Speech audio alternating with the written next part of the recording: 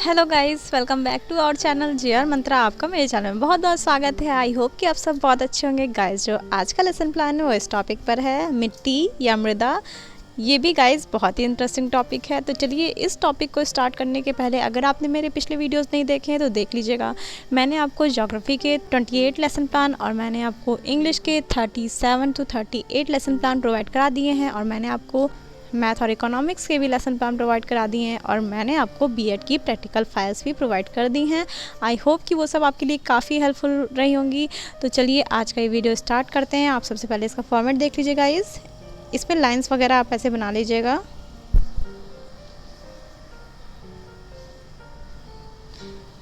और अगर आपने मेरे चैनल को सब्सक्राइब नहीं किया है तो सब्सक्राइब कर दीजिएगा, बेल आइकन ज़रूर प्रेस कर दीजिएगा, ताकि जब भी मैं नेक्स्ट वीडियो अपलोड करूं तो आपके पास नोटिफिकेशन चली जाए। तो चलिए स्टार्ट करते हैं हमारा आज का ये लेसन प्लान। सबसे पहले गाइज यहाँ पर आप पाठ्य योजना अपना नंबर डाल लीजिएगा, जो भी आपका पाठ्य योजना नंबर होगा। इसके बाद संस्था का नाम लिख लीजिएगा। आपकी टीचिंग जिस स्कूल में लगी होगी आप उस शिक्षण संस्थान का नाम लिख लीजिएगा। इसके बाद छात्राध्यापक या छात्राध्यापिका का नाम, आप अपना नाम लिख लीजिए, क्योंकि जब आप बीएड कर रहे होते हैं तो आप एक छात्राध्यापक या छात्राध्यापिका होते हैं, तो यहाँ पर आप अपना नाम फिल कर लेंगे। इसके बाद आप इस तरीके से स्ट्रक्चर बना लेंगे। इसमें दिनांक, कक्षा, वर्ग, विषय, उप विषय, चक्र और अवधि फिल कर लेंगे। आपकी टीचिंग जिस डेट को लगी होगी आप डेट लिख लीजिएगा।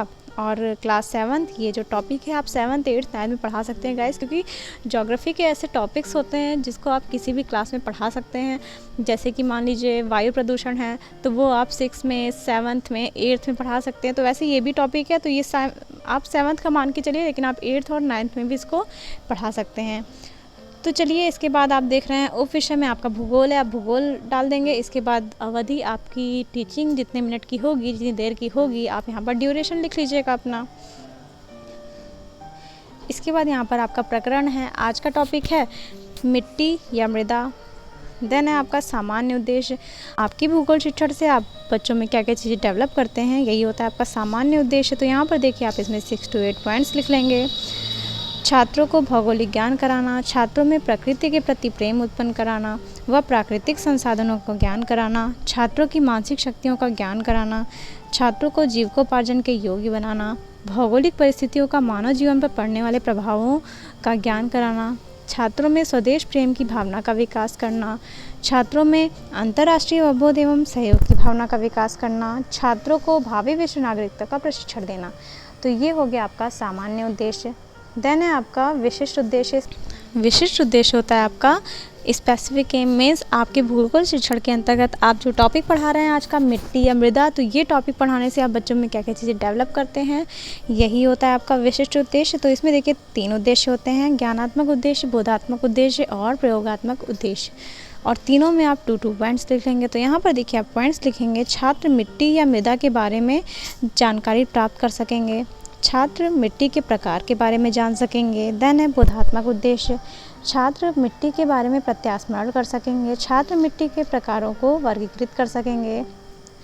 देन है आपका प्रयोगात्मक उद्देश्य, छात्र मिट्टी व इसके प्रकार को अपनी अभ्यास पुस्तिका पर दर्शा सकेंगे या प्रदर्शित कर सकेंगे, छात्र मिट्टी के निर्माण के बारे में जान सकेंगे। देन है आपका शिक्षण विधि। गाइस, शिक्षण विधि क्या होता है आपका, जो आपका टीचिंग मेथड होता है, मीन्स जैसे यहाँ पर प्रश्नोत्तर विधि है और व्याख्यान विधि है। ये क्या होता है, प्रश्नोत्तर विधि में आप प्रश्न पूछते हैं बच्चों से और बच्चे उसका आंसर देते हैं, तो इसमें आपके और बच्चों के बीच अंतर्क्रिया होती है। तो ये होता है आपका प्रश्नोत्तर विधि। व्याख्या विधि क्या होता है, इसमें टीचर मीन्स आप जो होते हैं आप उसमें व्याख्या देते हैं और बच्चे साइलेंट होकर सुनते हैं। तो इसमें आप एक्टिव होते हैं और बच्चे निष्क्रिय होते हैं। देन है आपका सहायक सामग्री। सहायक सामग्री मीन्स होता है जो आपके टीचिंग के दौरान आप जो जो चीज़ें अपने साथ ले जाते हैं, यही होता है आपका सहायक सामग्री। तो इसमें देखिए कक्षा संबंधी सहायक सामग्री जैसे चार्ट, चॉक, डस्टर, ग्लोब, मानचित्र, लपेट, श्यामपट्ट आदि। देन है आपका पूर्व ज्ञान। यहाँ पर देखिए छात्र मिट्टी के बारे में सामान्य जानकारी रखते हैं। आप यहाँ पर एक्सपेक्ट करते हैं कि बच्चे कुछ ना कुछ मिट्टी के बारे में जानकारी रखते होंगे। तो यहाँ पर देखिए आपका प्रस्तावना होता है। प्रस्तावना के प्रश्न आप बच्चों से कुछ इजी क्वेश्चन पूछते हैं जो उनके पूर्व ज्ञान से संबंधित हो। ऐसा नहीं है कि आप कुछ भी पूछ लें और कठिन कठिन पूछ लें, आप बच्चे आंसर भी ना दे पाएँ, ऐसा नहीं है। आप बच्चों से ईजी क्वेश्चन पूछेंगे जो उनके प्रीवियस नॉलेज से रिलेटेड हो। तो यहाँ पर देखिए आप क्वेश्चन पूछेंगे, जल किस ग्रह पर पाया जाता है? तो बच्चे आंसर देंगे पृथ्वी पर। पृथ्वी की सतह पर क्या क्या पाया जाता है? तो बच्चे आंसर देंगे पत्थर, कंकड़, जीव जंतु, पेड़ पौधे, मिट्टी आदि। तब आप क्वेश्चन पूछेंगे, पेड़ पौधे कहाँ लगाए जाते हैं? तो बच्चे कहेंगे मिट्टी में। फिर आप क्वेश्चन पूछेंगे, मिट्टी या मृदा के बारे में आप क्या जानते हैं? तो यहाँ पर समस्यात्मक आ जाएगा, बच्चे आंसर नहीं दे पाएंगे। देन है आपका उद्देश्य कथन। यहाँ पर देखिए बच्चों, आज हम मिट्टी या मृदा के बारे में अध्ययन अध्यापन का कार्य करेंगे। तो यहाँ पर आपका हो जाता है उद्देश्य कथन।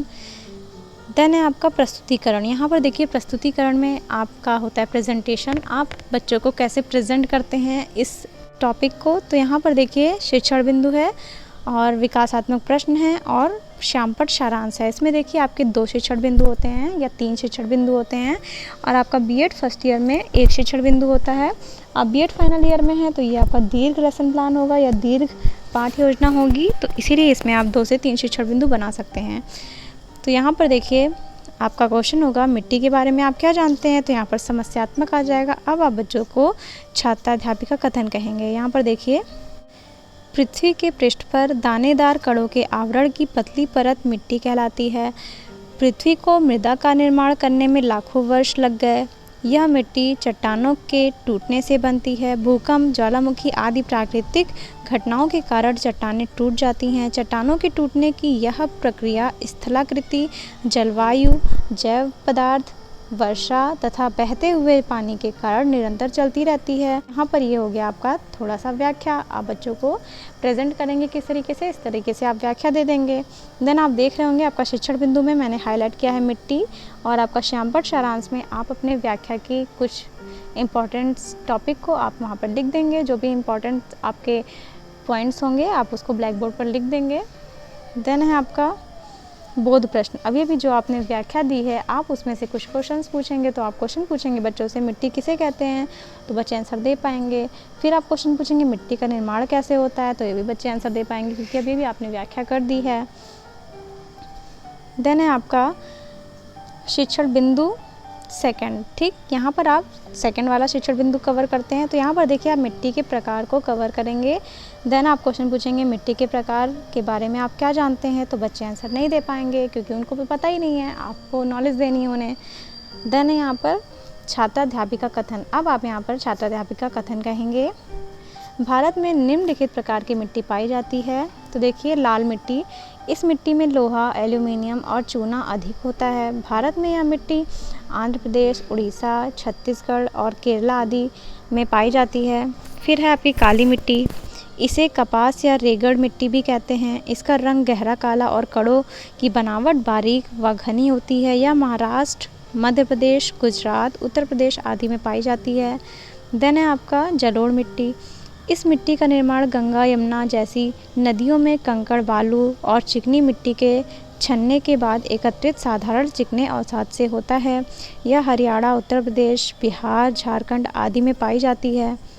देन है आपकी मरुस्थलीय मिट्टी। यहाँ पर देखिए यह बालू प्रधान मिट्टी है। इसमें बालू के कण मोटे होते हैं। यह गुजरात, राजस्थान, दक्षिण पंजाब, दक्षिण हरियाणा आदि राज्यों में पाई जाती है।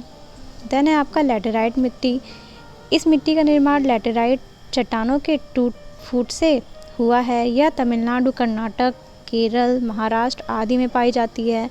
नेक्स्ट है आपका पर्वतीय मिट्टी, यह पहाड़ी क्षेत्रों में पाई जाती है। इस मिट्टी में ह्यूमस अधिक मात्रा में होता है। यह मिट्टी जम्मू कश्मीर, हिमाचल प्रदेश, उत्तराखंड, सिक्किम व अरुणाचल प्रदेश में पाई जाती है। तो गाइज़ यहाँ तक आप देख रहे होंगे आपकी व्याख्या हो गई। ऐसा नहीं है कि ये बहुत कठिन है, आप इसको अच्छे से एक्सप्लेन कर देंगे तो बच्चों को समझ में आ जाएगा। मैंने बहुत ही छोटे छोटे पॉइंट्स लिए हैं यहाँ पर, इसमें और भी पॉइंट हैं तो मैंने कुछ ही पॉइंट्स लिखे हैं जितना बच्चों को आप एक्सप्रेस कर सकें। तो आपने जैसा कि देखा यहाँ पर मिट्टी के बारे में आपने एक्सप्लेन कर दिया है। और आप देख रहे होंगे शिक्षण बिंदु में मैंने मिट्टी के प्रकार को हाईलाइट किया है और श्यामपट्ट सारांश में आपके कुछ इंपॉर्टेंट पॉइंट्स लिखे हुए हैं। ठीक, अब हम आगे चलते हैं। देन है आपका बोध प्रश्न। बोध प्रश्न क्या है? अभी भी आपने जितनी भी व्याख्या की है जैसे मिट्टी के प्रकार के बारे में, तो उससे रिलेटेड आप कुछ क्वेश्चन पूछेंगे। मरुस्थलीय मिट्टी किसे कहते हैं? पर्वतीय मिट्टी कहाँ कहाँ पाई जाती है? तो ये आई होप कि आपको समझ में आ गया होगा यहाँ तक।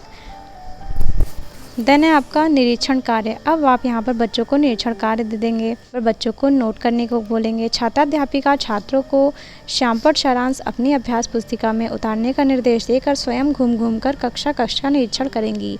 तो यहाँ पर आप बच्चों को नोट करने को कहेंगे और खुद क्लास में राउंड लगाएंगे कि सारे बच्चे लिख रहे हैं कि नहीं लिख रहे हैं। देन है आपका मूल्यांकन के प्रश्न। देखिए मूल्यांकन के प्रश्न में अभी तक आपने जितना भी पढ़ाया है उससे रिलेटेड आप कुछ क्वेश्चन पूछ लेंगे। तो यहाँ पर देखिए आपका क्वेश्चन है,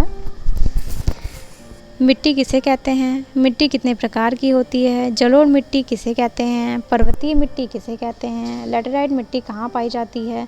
तो ये हो गया आपका मूल्यांकन के प्रश्न।